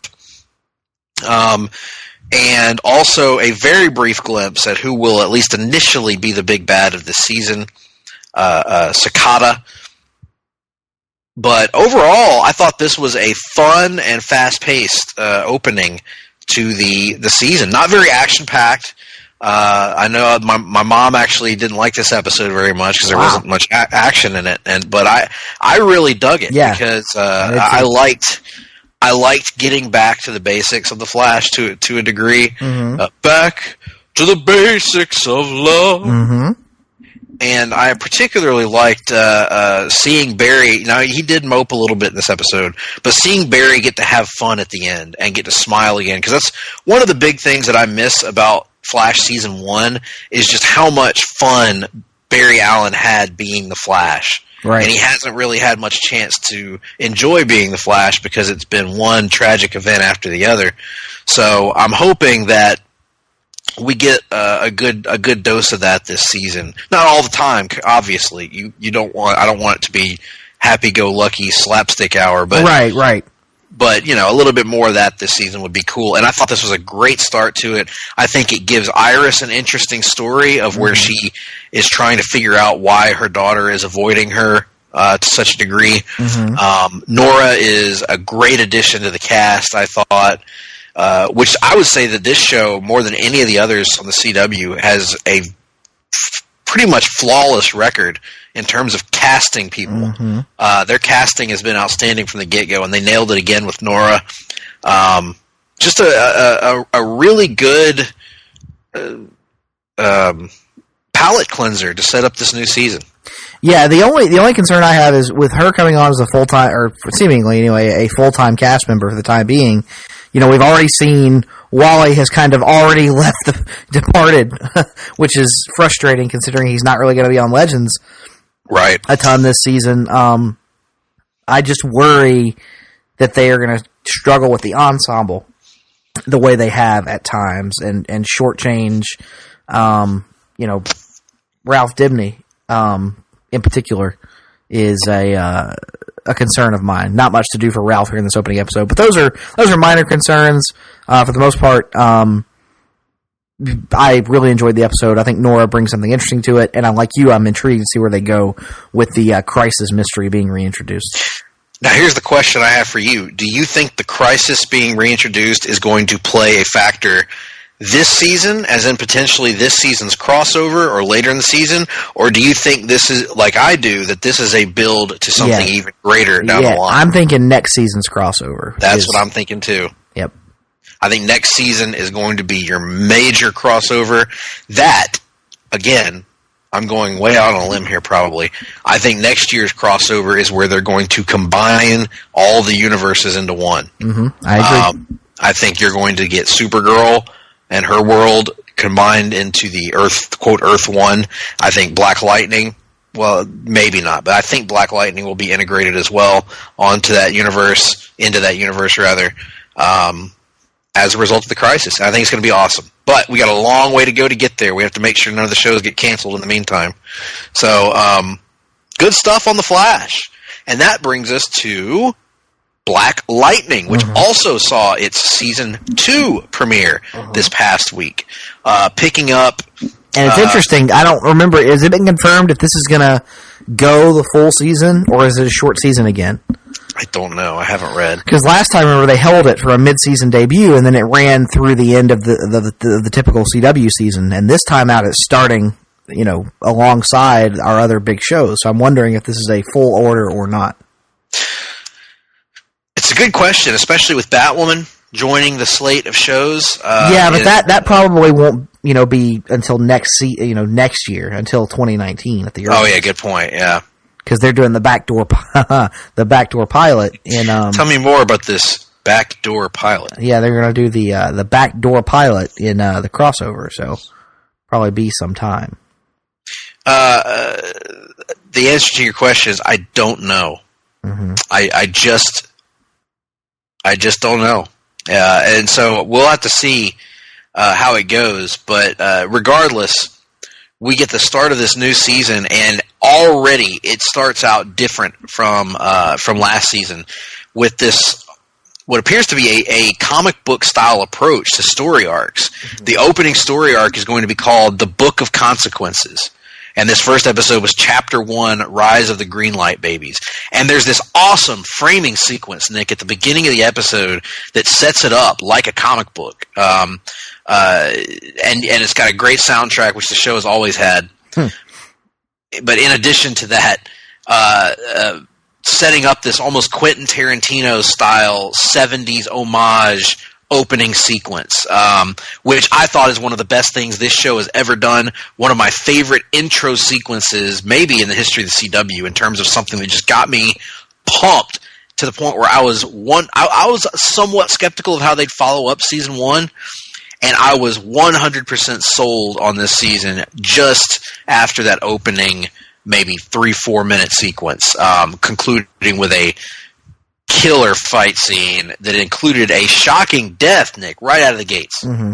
Yeah, I obviously wasn't as high on the opening as you were. It was still a very good opening, but the rest of the episode, went on to deliver. Minor quibbles here and there with the dialogue. I think you and I offline talked about the church scene in particular, where we've got to sue the government. It's going to cost us exactly $500,000 to sue the government, and they arrived at this number arbitrarily somehow. Yes. And then also a little bit of a character frustration with the character of Lynn, who it felt like they were going out of their way to make her a little unlikable. But even by the end of the episode, It felt like they started to walk that back a little bit. Course corrected a little bit, yeah. Lynn had that problem at times in season 1. She did. And that's something that, frankly, but it felt like CW part of the story of season 1 was getting over that, was her coming back, her and Jefferson reuniting and coming back together. And now I don't want to see that as a continued ongoing dynamic in every episode just because, we've moved past it. It's growth. We can. Right. As a writer, you have to understand that your audience only has so much patience for characters who consistently complain about your lead character. Right. And of course, there's a fine line between that and Rick Grimes. Right. We're not saying we want a Rick Grimes situation, but He is. But we don't want to hear that everything in the world is Jefferson's fault, when we know as an audience we're constantly shown that he is trying to do the right thing for everybody around him. Mm-hmm. And most people close to him know that, even if they don't agree with his actions. So it was a great episode, though. I loved it. I was just pretty much blown away by every part of this. The ending sequence was awesome with Tobias Whale, yes. and his harpoon of doom. That was really great, and excited to see where all this goes. I don't know what Jennifer's powers are exactly, but she appears to certainly to have a more diverse power base than her father or her sister. Yes, so that's going to be interesting to see. That is going to be an interesting aspect to watch as it develops. Let's just wait and see how it all plays out. Wait and see how it plays out. Who's gonna last? It's a 14-week race to the top. Oh, anyway. Claymation 5-pound. Now the slow clap for the Hampton Inn commercial. That's my favorite. Oh, that is a good one, too. That Hampton Inn commercial. I'm surprised they didn't bring back Claymation Fine-Bound this year. Well, that was something so special. It can only happen once. It was a moment in time that can never be recreated. A moment in time. Mm-hmm. And finally, because we have decided we should explain our methodology for what shows we're talking about. Mm-hmm. We've decided to end our week on Monday, right? No. Sunday. Yes. So Monday to Sunday is right. the week that we're looking at in CW shows. Mm-hmm. So that means we will not be talking about Arrow because there will be weeks where we may not have time to watch Arrow before right. recording the show. Right. So we will be talking about that on the next week's episode of Hard-Traveling Fanboys. We will be talking about the freaking amazing premiere of Arrow. I can't wait to talk about it with Nick. See, this is going to be the great thing is Greg last year, we would do this with episodes of Supergirl because last year Supergirl was a Monday show and he would watch both of them and then forget which one he was supposed to be talking about. So Greg will be thoroughly confused about Arrow the entirety of this season. Yes, that's it's going to be a perpetual thing. I can already tell you because I can't wait. Arrow's the one that I can't wait on. But you say that, but now that it's on Mondays, as we discussed earlier, yes, I have to wait on it. You'll have to wait on it. Not to Telltale's out of school, not to get too deep into how the sausage is made. We're recording this episode on a Wednesday. Typically, we record on a Tuesday. So, under our standard Tuesday record date, we probably neither of us will have had time to watch Arrow, right. Which will help somewhat. Correct. Nonetheless, we got to wrap up with Supergirl. Because Supergirl made her premiere this past Sunday night. Supergirl's on a brand new night, Sunday night, and which, again, I question the wisdom of, personally. I don't think Sunday's a good night for a show to be on. When you've got Sunday Night Football, you've got other sporting events like the World Series. The Walking Dead, which is, Walking Dead. Trending down, but still, still very popular. Still very popular, yes. And HBO often has a Sunday night show, whether it be Game of Thrones or Ballers or whatever, that will come on. In any event, I question the wisdom, but I'm not Jonathan CW, the president of the CW. Mm-hmm. Anyway, Supergirl premiered and kind of set the stage for this season, which is going to be focusing on a growing anti-alien sentiment in America, as aliens have now, after the events of the first season and so on, aliens are now at the forefront of American culture. They are legal citizens, but the sense of nationalism and, I guess, Earthism is so strong in the country that humans are now rebelling against the aliens and want them excised. A little bit of an X-Men situation, actually, except instead of mutants, it's aliens that are being feared and oppressed for being different. And there's a lot of obvious social analogies here to current events. The different philosophies taken by Supergirl, by J'onn J'onzz, who is no longer acting as the Martian Manhunter, but is kind of living as a man among the people, and also Argus, or not Argus. Sorry, I'm confusing shows. The DEO and how they're dealing with these threats, and of course Linda Carter as the president, who we know is an alien, but the public doesn't know that yet as of the beginning of this episode. So a lot of stuff goes on here. A pretty fast-paced episode. We also see Lena Luthor both continue to be a person who is loyal to the people that she loves, and also continuing to slip down that slippery slope of, say that 45 times fast, of not immorality perhaps, but the slope of immorality, where she's bending the rules a little bit, she's lying just a little bit, but you can start to see where she's starting to descend in a way similar to, for people that watch Smallville, may have seen Lex on that show start to descend slowly. Once you cross that threshold, you see them start to slide a little bit towards that Luthor family corruption. But really, really good stuff across the board here. I enjoyed this opener a lot more than I was expecting to, Nick. For whatever reason, I wasn't super pumped about this season of Supergirl, but this first episode did a good job of changing that.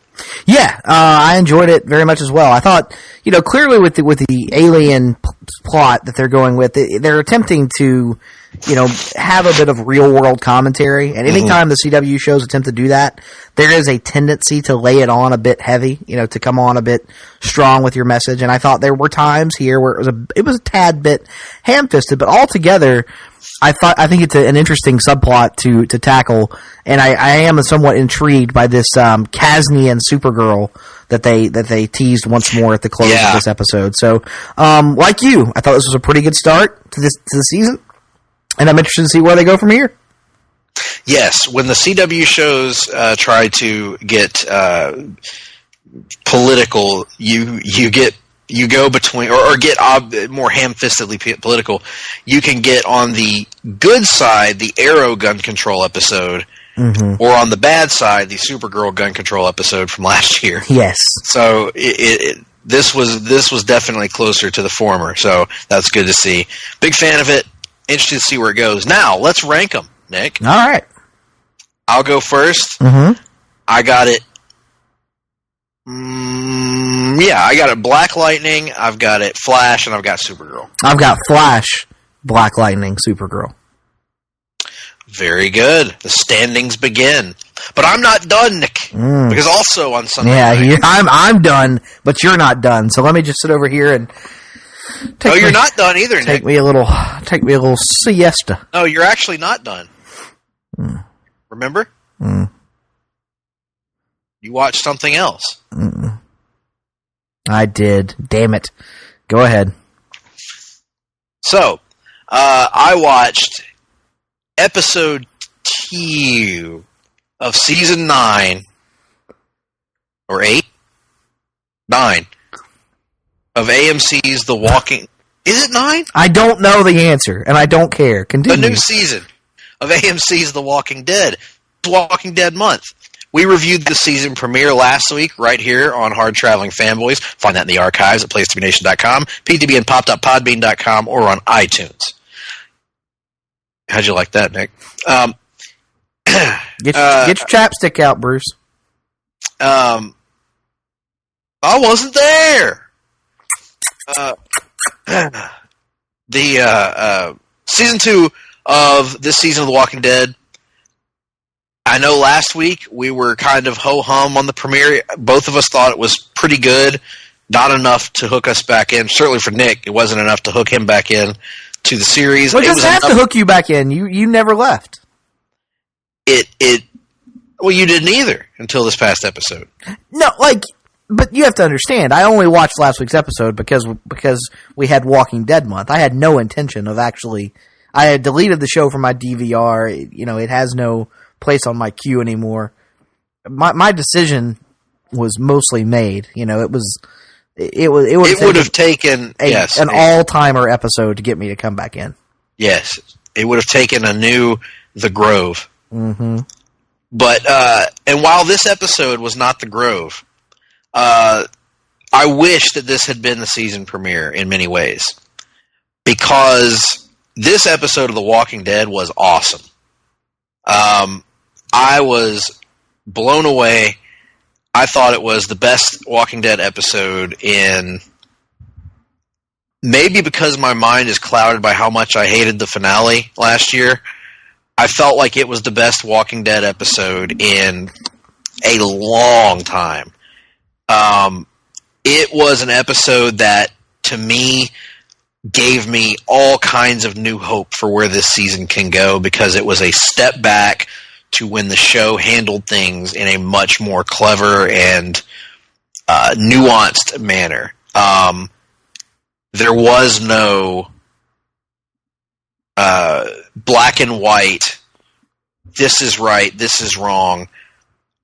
There were shades of gray. There were characters making great points on different sides. There were characters behaving like human beings and being angry with one another, but yet not hatching a plan to kill one another.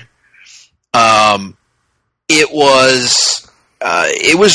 was The Walking Dead at its best. This was a throwback episode to back when the show was at its best in terms of compelling.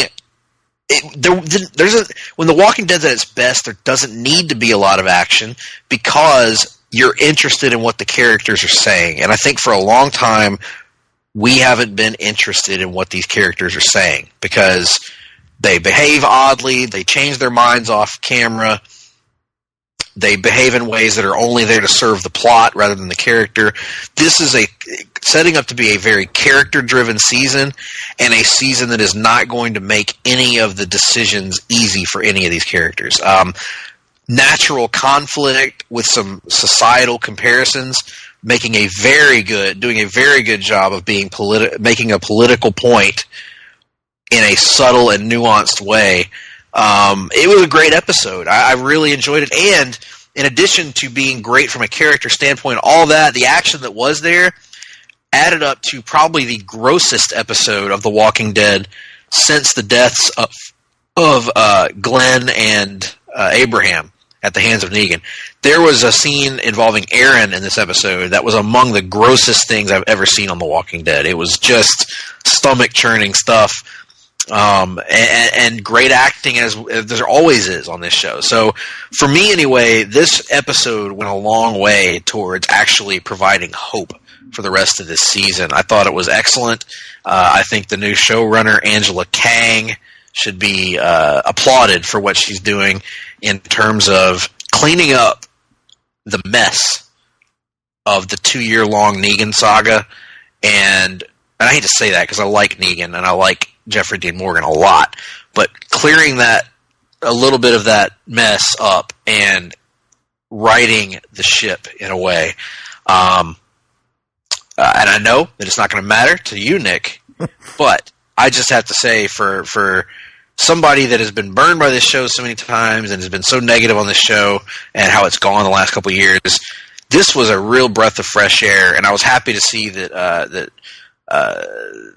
folks like David, Sunday, Todd Weber, others that have been just as ho-hum on the show in recent years also enjoyed this one. I hope they can continue this moving forward. If they can, it'll be great. If they fall back to old habits, then, what can I say?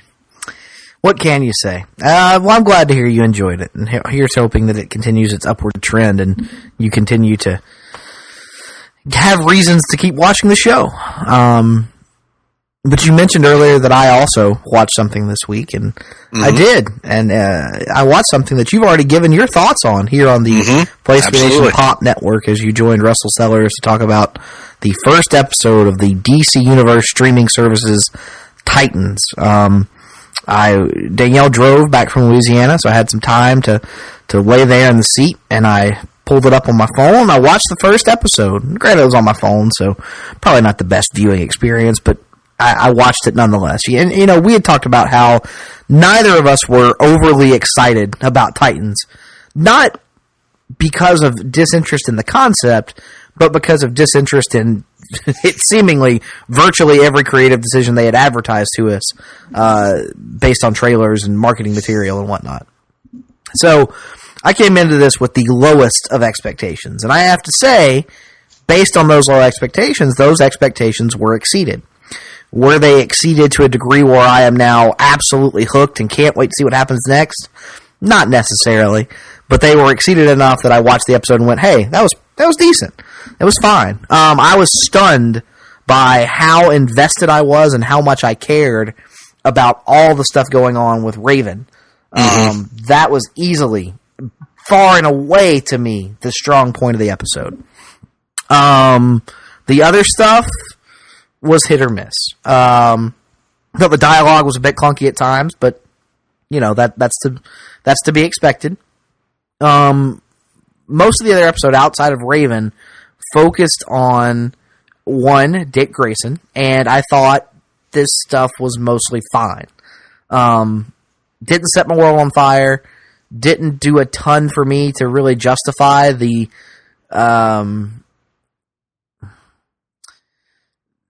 listen, like I'm not saying this as someone listen. I'm not saying this as someone who has a problem with violence or darkness. Anyone who listens to me on a weekly basis knows that I don't have a problem with getting a little grim from time to time. But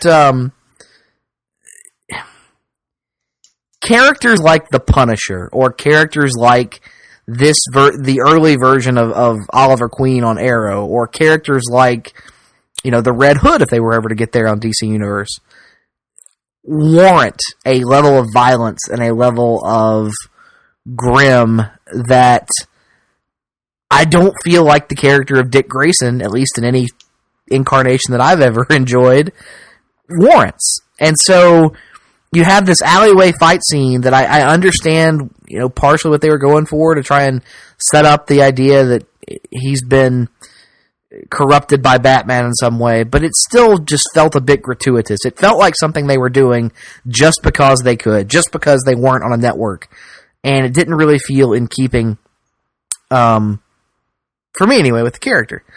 But to a much larger extent, the stuff they do with Starfire in this episode, where she literally is incinerating people and smirking about it. I'm no Starfire expert. You know, I haven't read a ton of old Teen Titans comics. My exposure to her largely comes through... have you conversed? I have not conversed with Starfire. My exposure to her largely comes through cartoons and just kind of ancillary knowledge. But my limited understanding of the character does not suggest that she would be overly thrilled about burning people alive. Yeah, that's going to be my concern going forward, is how are these characters handled? You know, it's not necessarily the violence itself, it's does the violence fit the characters? And for me, in this episode, I would say mostly no, but the Raven stuff was so good that it made up for it. And so I'm at least intrigued to see where they go from here.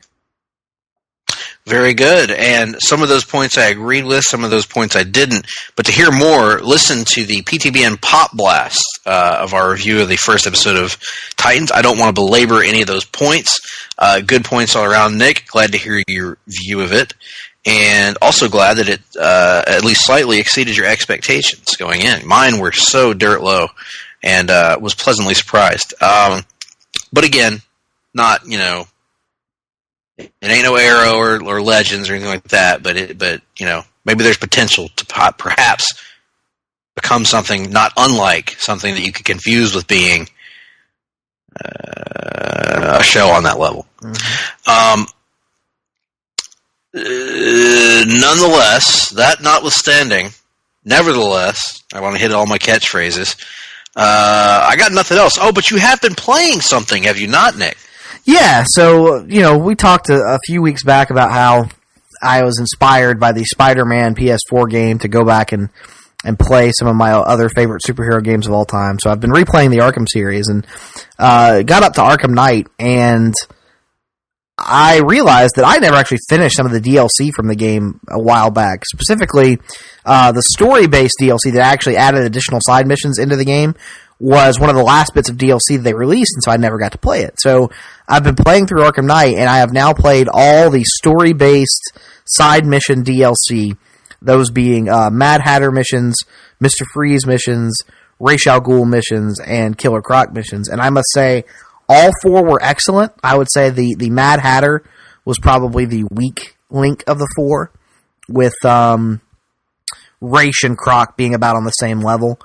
But I have to say that Mr. Freeze DLC for Arkham Knight is among the best things the Arkham series has ever done in terms of storytelling.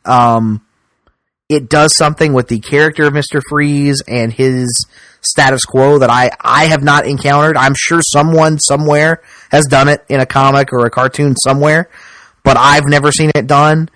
And to me, if you ever did a Mr. Freeze movie, like a big, you know, another shot at him on the big screen, I think a combination of Heart of Ice, the classic animated series episode, with this DLC would be the perfect Mr. Freeze story with a beginning, middle, and an end. Wow, that's high praise, Nick. I stand by it. It was poignant. It was bittersweet. It was legitimately an emotional playing experience watching what plays out for the character of Mr. Freeze in this DLC. Very good to hear. Well, now I have to ask you this, Nick. Now that you've finished your playthroughs of all these Batman games. I've not yet finished my playthrough of Arkham Knight. I finished the DLC for Arkham Knight. Oh, okay. Never mind. But I will say, with it, having not yet finished it, you're going to ask me how Spider-Man stacks up against them, I'm assuming? Yes. Arkham Knight would be my favorite of the four. Wow. Over City. Yes, I've had that opinion for a while. Arkham Knight, to me, perfects the combat, adds new dynamics. The Batmobile stuff is controversial. Some people like it, some people hate it. I fall down the side of really liking it. It gives you the biggest playing environment in terms of an open world, and I think the side missions are a pretty drastic improvement in Night over City, for me personally, anyway. So, yeah. So Arkham Knight, and then it's Arkham City and Spider-Man PS4 neck and neck. I mean, if you put a gun to my head right now, I might lean Arkham City, but that's without having played any of the DLC for Spider-Man PS4. So let's revisit that in a while. And then of course Arkham Asylum would pull up the rear in that foursome. Very good, very good. Well, that's good information to have, Nick. And with that information now on deck, I believe that will bring an end to reading, watching, and indeed playing. And I'm looking over to the side here at the grandfather clock that I have, as you know, in my apartment that leads to a secret compartment underneath the apartment where I dress up and fight crime. The grandfather clock indicates, Nick, that I'm stalling for time in order to put 1 minute on the clock. Nick, it's time, if you can believe it, for the Wrestling Minute. Wow. I mean, where to begin in the world of wrestling? We've got Chris Jericho set to defend his IWGP Intercontinental Championship against Evil. Coming up soon. You've got David Bixenspan giggling and masturbating furiously in his basement somewhere. Also known as a typical Tuesday.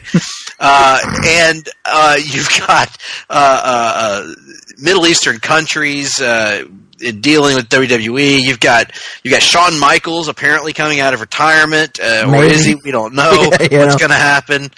You've got Becky Lynch being just the hottest performer in the company right now. You've got Evolution is indeed a mystery, as it turns out. You haven't seen the segment yet, so I don't want to spoil it for you, Nick, but it was a great segment with a nice tease of things to come, including Batista talking about the baby's arm holding an apple. I need to check that out. That all sounds good. Yeah, I only watched Raw. It's a fine episode of Raw. All that other stuff sounds great. We'll see if WWE Crown Jewel winds up being a thing or not. Absolutely, we will see. But that's been the wrestling minute, folks. If you guys have any hot opinions, hot takes about wrestling, you want to get in on the wrestling minute, well, get your own wrestling minute, because ours is for us. Now, and of course, this brings a close, an end to our proceedings here on the Hard-Traveling Fanboys this week. And as we have done, we have a new tradition here on the show, Greg.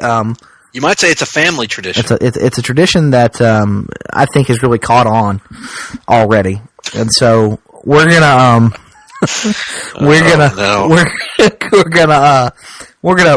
have, as we have the last couple of weeks, we're gonna have good old Jim Ross, friend of the show, Jim Ross, come in and serenade us out with a little musical interlude. So let's dial our minds back to the mid-90s. When country music was as hot as it had ever been.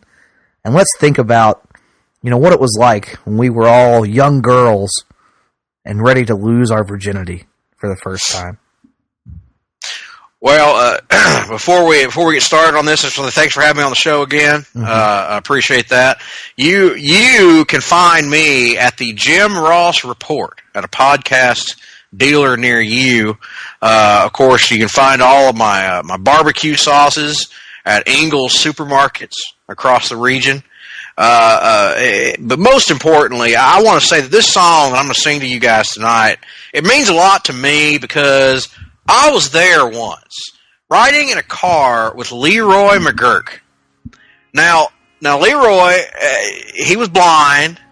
I mean, let's just face it, he was legally blind. And at one point, he dropped a cigar onto his crotch. And well, this is a little bit of what came to my mind. He was working through college on my grandpa's farm.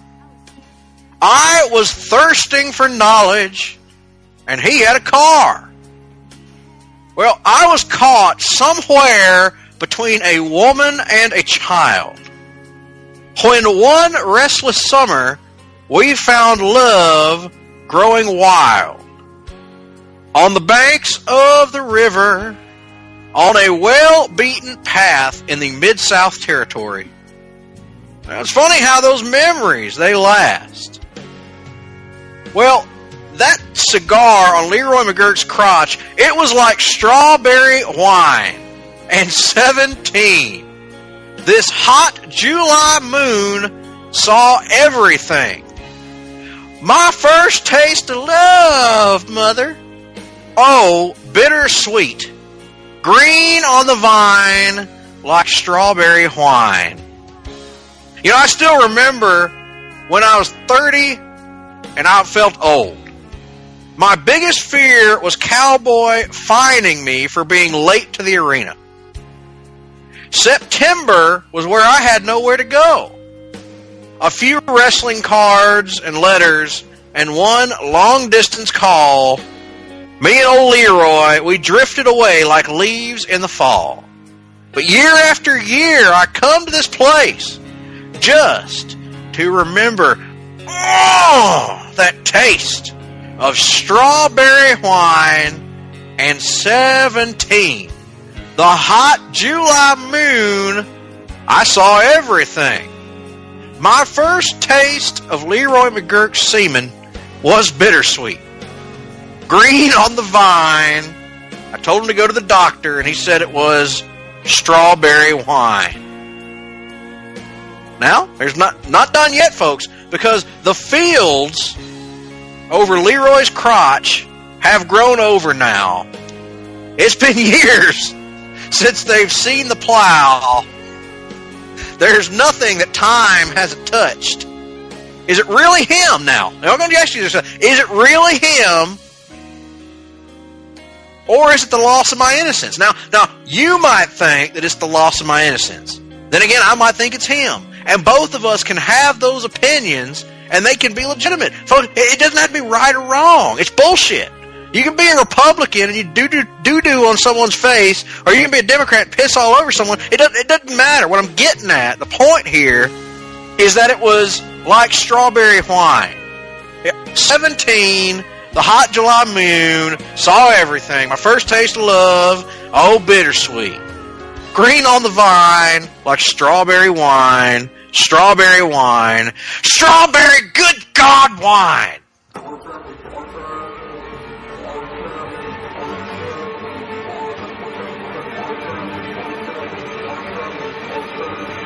Hard-Traveling Fanboys.